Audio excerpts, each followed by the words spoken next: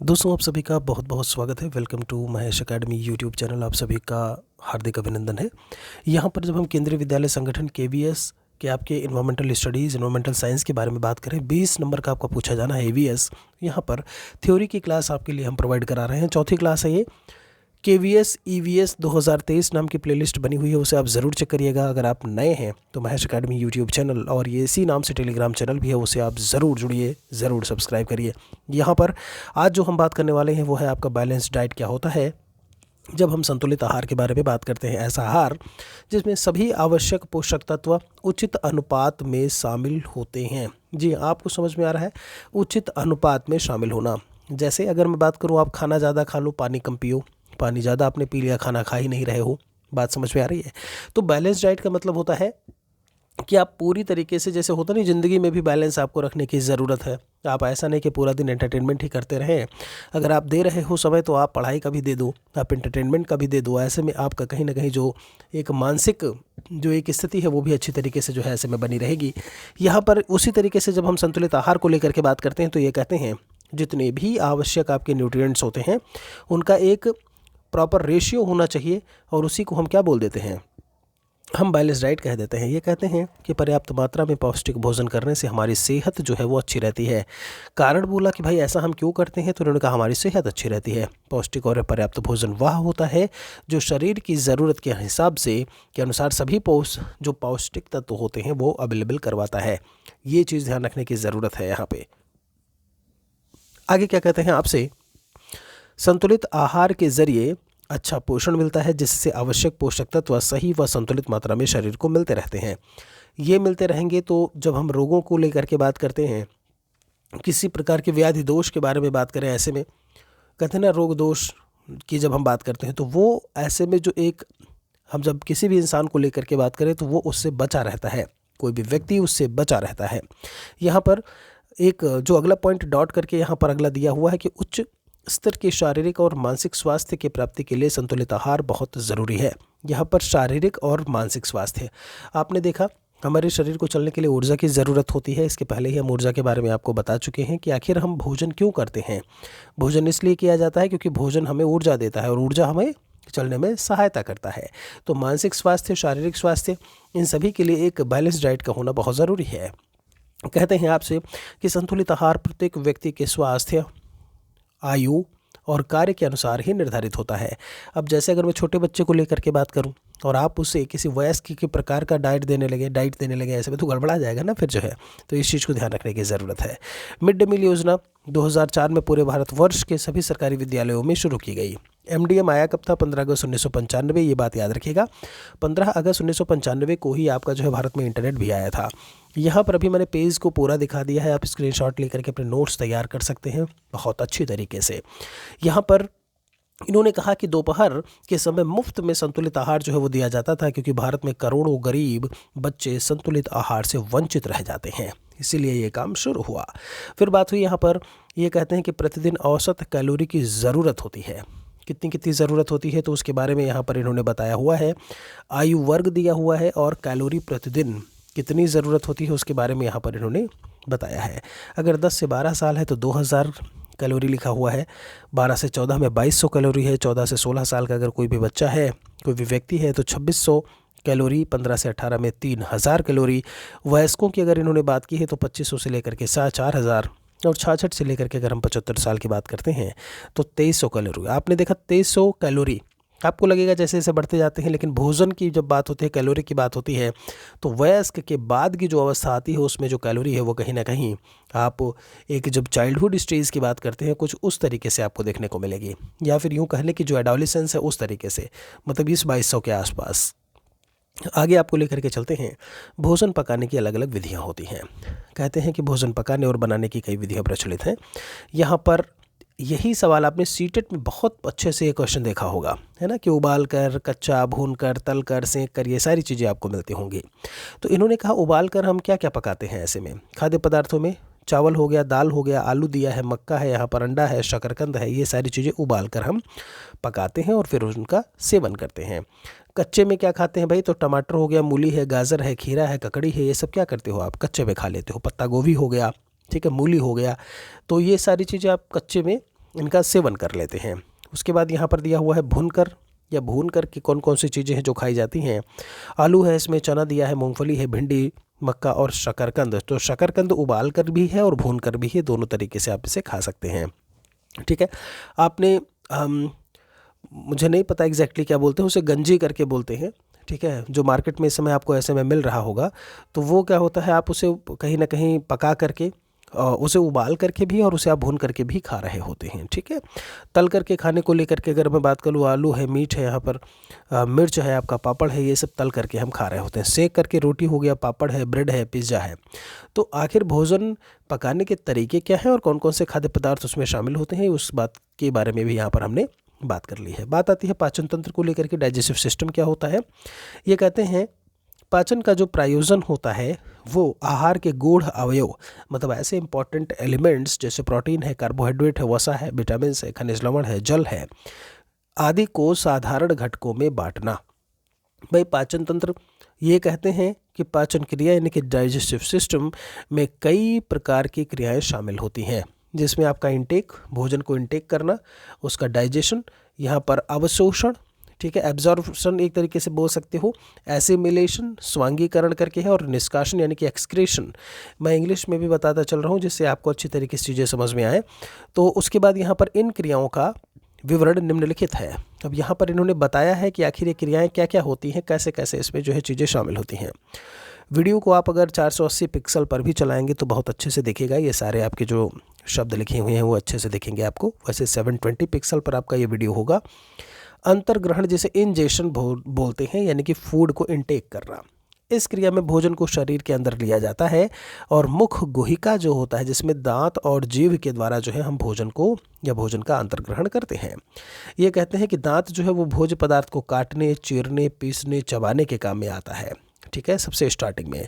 जबकि जीभ भोजन को सभी को एक साथ मिला करके निगलने का काम करता है। तो अंतर्ग्रहण में दो बातें हैं, जीभ और दांत। दांत क्या करेगा, काटने, पीसने, चबाने, चीरने का काम। वही जीभ का काम क्या होता है आपको पता है। ठीक है, आपका उसमें जब हम बात करते हैं तो चिपचिपी चीज़ें आपको देखने को मिलेंगी, वो भोजन को गीला करने के काम होता है, काम आता है। और ऐसे में जब भोजन गीला होगा तो ऑटोमेटिकली वो आपके पेट के अंदर जो है वो सरक जाएगा, चला जाएगा। ठीक है, ओके। बात आती है पाचन की, जिसे डाइजेशन कह देते हैं। इस क्रिया में भोजन जो है वो छोटे छोटे कणों में टूटता है, क्योंकि पहले से ही उसे हम कट डाउन कर चुके हैं।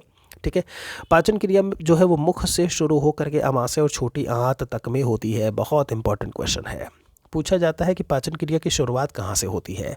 तो शुरुआत मुख से होती है, जहाँ पर जीभ और दांत होते हैं।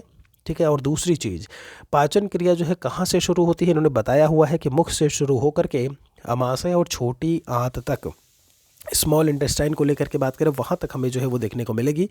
यहाँ पर मुख में कार्बोहाइड्रेट और 7.5 मीटर लंबी छोटी आंत में कार्बोहाइड्रेट व वसा प्रोटीन का पाचन होता है। मुख में कार्बोहाइड्रेट का होता है, समझिएगा। ठीक है, उसके बाद 7.5 मीटर जो छोटी आंत है वहाँ पर कार्बोहाइड्रेट है, वसा है, प्रोटीन है, इनका डाइजेशन होता है। तो यहाँ पर ये भी बताया हुआ है भाई कि आखिर किसका कहाँ पर पाचन होता है। कार्बोहाइड्रेट मैं बता चुका हूँ आपको, फैट ये सारे एनर्जी देने का काम करते हैं। वसा प्रोटीन क्या होता है, प्रोटीन की बात करें, विटामिन्स की बात करें, किस तरीके से शरीर के निर्माण में सहायक हैं, टूट फूट मरम्मत में सहायक हैं। ठीक है, ओके। अमाशय में भोजन का पाचन जो है वो शीघ्रता से होता है। फिर कहते हैं कि भोजन के पाचन में लार ग्रंथि, लीवर और अग्न्याशय से निकले रस, यानी कि जो एसिडिक रस होते हैं आपके, ठीक है, उनका काफ़ी योगदान होता है। अवशोषण, एब्जॉर्प्शन की बात कर लेते हैं, जो तीसरे स्टेप की बात की हुई है। इस क्रिया में भोजन में पाए जाने वाले उपयोगी पदार्थों का शरीर के द्वारा अवशोषण होता है। अब भाई भोजन में मैंने कहा, आप गेहूँ चावल को लेकर के बात करते हो तो कुछ तो उसमें उसको आप इंटेक कर रहे हो, ले रहे हो, तो कुछ तो पोषक तत्व हैं उसमें, कुछ तो न्यूट्रिएंट्स हैं, कुछ तो है जो आप उनको अंतर्ग्रहण कर रहे हो।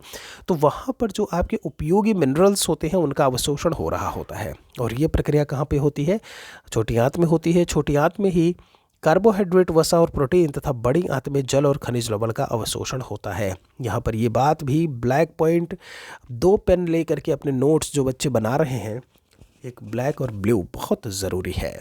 आप एक ही पेन ले रहे हो तो अंडरलाइन करते चलो कुछ चीज़ों को, और सही तरीके से अगर आप थ्योरी की सारी चीज़ें मैं करवाऊँगा, जो बाल मनोविज्ञान है आपका, चाइल्ड एजुकेशन पर्सपेक्टिव और लीडरशिप की बात, 60 मार्क्स का, उसकी भी थ्योरी की क्लास पूरी संभावना है कल से आपको मिलनी शुरू हो जाएगी। टाइमिंग मैं बता दूंगा। ये ईवीएस की क्लास रोज़ शाम को 6 बजे आपको मिलेगी, ये बात ध्यान रखिएगा। 6 बजे आप तुरंत पहुँचिए और इसे देखिए, ठीक है जी। मैंने कहा यहाँ पर छोटी आंत और अवशोषण होता है। फिर बात आती है यहाँ पर एसिमिलेशन की, जिसे हम लोग स्वांगीकरण बोल देते हैं। क्या कहते हैं? स्वांगीकरण। इसे भोजन को आत्मसात करना भी होता है। जैसे हम किसी कॉन्सेप्ट को आत्मसात करते हैं, आत्मसात का मतलब ही होता है अपनाना। भोज्य पदार्थों के पचे हुए अंशों के जीवद्रव्य में विलय की प्रक्रिया। देखिएगा, पचे हुए जो अंश होते हैं जीवद्रव्य में जो विलय उनका मिल जाने की प्रक्रिया ही स्वांगीकरण कहलाती है। फिर बात आती है निष्कासन की, जिसे एक्सक्रीशन बोलते हैं। तो इस क्रिया में अपचित भोजन जो है वो मलाशय में जमा होकर के गुदा द्वारा मल के रूप में बाहर निकल जाता है। रेक्टम बोलते हैं, उसके द्वारा जितने भी आपके मतलब यूरिन को लेकर के बात करें, ठीक है, उसके माध्यम से या मल के द्वारा जो है आपके शरीर से वो चीज़ बाहर निकल जाती है जो आपका भोजन पचा नहीं हुआ होता है। इसलिए अपचित भोजन ये बिल्कुल वैसा ही है कि आप जब गन्ने की मशीन को लेकर के बात करते हो तो आपने गन्ना उसमें डाला, रस निकल गया, और उसके बाद जो उसकी खोई हुई जो बची हुई चीज़ें थी, खोई बोलते हैं ना उसको, जो बाचा हुआ पदार्थ होता है, ठीक है, उसको अलग हटा दिया गया। बिल्कुल वैसे ही यहाँ पर भोजन के बारे में अगर बात करें तो वो काम करता है। उत्सर्जन की प्रक्रिया के बारे में बोला हुआ है यहाँ पर। कहते हैं जिस प्रक्रिया के द्वारा मनुष्य के शरीर से अपशिष्ट पदार्थ, ठीक है, बाहर निकलते हैं, उसे हम एक्सक्रीशन बोलते हैं। कहते हैं शरीर में कई उत्सर्जी क्षेत्र होते हैं जिनसे अपशिष्ट पदार्थों का निष्कासन होता है। यहाँ पर वृक्क यूरिया, देखिए गुर्दा की अगर मैं बात करूं, जिसे हम किडनी बोल देते हैं, ऐसे में वृक्क तो यूरिया का निष्कासन NH2CO NH2 होता है इसका फॉर्मूला, ये ध्यान रखिएगा, ठीक है। यहाँ पर फिर अगर हम त्वचा को लेकर के बात करें तो अपशिष्ट पसीने के रूप में निकलते हैं। त्वचा से क्या होता है, आपके पास त्वचा से जो पसीना निकल रहा होता है, आप देखिए वो भी आपका एसिडिक प्रकार का होता है, थोड़ा खट्टा प्रकार का लगेगा। फिर फेफड़े की बात की जाए यहाँ पर तो कार्बन डाइऑक्साइड, आपका जो फेफड़ा जो है वो क्या करता है, कार्बन डाइऑक्साइड का एक्सक्रेशन करता है। जो लीवर है, जी हाँ, लीवर क्या करता है, अमोनिया को यूरिया में बदलने का काम करता है। जितनी बार मोस्ट इंपॉर्टेंट लगा लो यहाँ पे भाई, ठीक है। ये कहते हैं कि लीवर जो है वो क्या काम करता है, ऐसे में अमोनिया को यूरिया में बदलने का काम। और जब मलाशय की बात करते हैं तो अपचित निष्कासन का काम करता है, ठीक है। मल आशय, जहाँ पर उसका आशय होता हो तो वो क्या करता है, ऐसे पदार्थ जो अपचित होते हैं उन्हें निष्कासन का यहाँ से जो काम होता है वो देखने को मिलता है। तो उम्मीद है कि उत्सर्जन किन किन जगहों से होता है, किस प्रकार का, कौन सा अंग किस प्रकार का उत्सर्जन करता है, वो आपको यहाँ से बात समझ में आ गई होगी। बात आती है भोजन के संरक्षण को लेकर के। तो यहाँ पर बात आती है कि आखिर भोजन को हम बचा करके कैसे रख सकते हैं, वही चीज़ आपकी कहीं ना कहीं संरक्षण से जुड़ी हुई है। तो ये कहते हैं कि खाने पीने की चीज़ों को शीघ्र खराब होने से बचाने के लिए उन्हें संरक्षित किया जाता है, ठीक है। तो अब संरक्षण की कई सारी विधियां हैं, इसमें से जो है पहला पॉइंट क्या लिखा हुआ है कि फल और सब्जियों को संरक्षित रखने के लिए रेफ्रिजरेटर, कहते हैं ना, फ्रिज में रख दो, जो है कोई चीज़ ख़राब नहीं होगी, क्योंकि वहाँ पर अब वो ठंडा एनवायरनमेंट जो है वो बनाए रखता है और ऐसे में वो चीज़ें ख़राब नहीं होती हैं। आपसे कहते हैं पत्तेदार सब्जियाँ जिनको रेफ्रिजरेटर में नहीं रखा जाता है उनको गीले कपड़े में लपेट कर रखा जाता है। अगर आपने पढ़ा हो दोस्त ये चीज़, आलू प्याज लहसुन, जरा इसमें आप धनिया के पत्ते को भी डाल लो, ठीक है। आपने देखा होगा सीटेट में इसी प्रकार का सवाल आपको देखने को मिलता है, ठीक है, कि उन्हें क्या क्या करते हैं, कपड़े में लपेट करके रखते हैं, गीले कपड़े में लपेट करके रखते हैं। कुछ फल व सब्जियां जैसे आंवला है, आम है, मिर्च है, लहसुन है, इन्हें अचार के रूप में रखा जाता है। कुछ चीज़ों को चटनी बना करके उन्हें संरक्षित किया जाता है, जैसे आम, मिर्च, धनिया, पुदीना की बात यहाँ पर इन्होंने बताई हुई है, ठीक है। इन्हें क्या करते हैं, चटनी बना करके फिर हम संरक्षित करके रखते हैं। अब देखिए ये वाला सवाल देखिएगा जरा, क्या कहते हैं कि कांच के जार तथा बोतलों में अचार भरने से पूर्व उन्हें धूप में सुखाना चाहिए ताकि उनमें जो नमी है उसे हटाया जा सके। देखिए लोहे में जंग लगने को बात करें, ऐसे में तो नमी जहाँ मिली उसको पानी मिला, उसको ऐसे में वायु मिला, H2O ऑक्सीजन मिला, ठीक है, पानी और ऑक्सीजन, तो ऐसे में उसमें जंग लग जाती है। कहीं भी नमी वाली नम चीज़ें होंगी वहीं पर जो है सारी गड़बड़ी होती है। नमी नहीं है तो फिर हिसाब किताब बराबर रहेगा, चीज़ें बची रहेंगी। इसीलिए उन बोतलों को हम पहले सुखा लेते हैं। कुछ वस्तुएं जिनको मुरब्बे के रूप में लंबे समय तक रखा जाता है वह है सेब, आंवला। देखिए यहाँ पर ये बताया हुआ है, कुछ को जैसे जैम और सॉस की को लेकर के बात करें संरक्षित किया जाता है। टमाटर और कई फल उसमें शामिल होते हैं। ठीक है, मेथी है, आलू है, कई सब्जियों को सुखा करके संरक्षित किया जाता है। उन्हें पहले हम सुखा लेते हैं फिर संरक्षित करते हैं। चना मूंगफली जैसे चीज़ों को पहले भून करके संरक्षित करने का प्रचलन है। आपने ये सवाल देखा होगा, हमने कलर किया हुआ है से अलग से दूध को के पाश्चराइजेशन के लिए उसको किस तरीके से हम संरक्षित कर सकते हैं, तो इसकी खोज जो है वो लुई पास्चर ने की थी, ध्यान रखिएगा। और इस प्रक्रिया में दूध को जो है 62.8 डिग्री सेंटीग्रेड, कितना है भैया, ये है 62.8 डिग्री सेंटीग्रेड पर 30 मिनट तक गर्म किया जाता है, या 71.7 डिग्री सेंटीग्रेड पर 30 सेकंड के लिए उबाला जाता है और इसके बाद ठंडा करके इसको थैलियों में रखा जाता है। समझ में आ रहा है? यही सवाल सेम टू सेम जो अभी मैंने घेरे में लिखा है ना, ये लिखा हुआ है जो घेरा किया है, यही क्वेश्चन आपका हूबहू रखा हुआ होता है।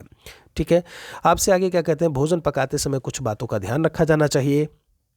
आपने देखा होगा यहाँ से भी एक सवाल बनता है क्या कि सब्जियों को काटने के बाद नहीं धोना चाहिए, है ना। ये सवाल बिल्कुल आप उसी ऑप्शन में देखेंगे, आपने सीटेट का पेपर दिया है, आप सीटेट को पास करके ही आप केवीएस की तैयारी कर रहे हो। ठीक है, तो सब्जियों को काटने के बाद नहीं धोना चाहिए, कुछ आपके जो पोषक तत्व चीज़ें होती हैं वो चली जाती हैं ऐसे में। ठीक है, उनको काटने से पहले ही धुल लो, काटने के बाद नहीं धुलो।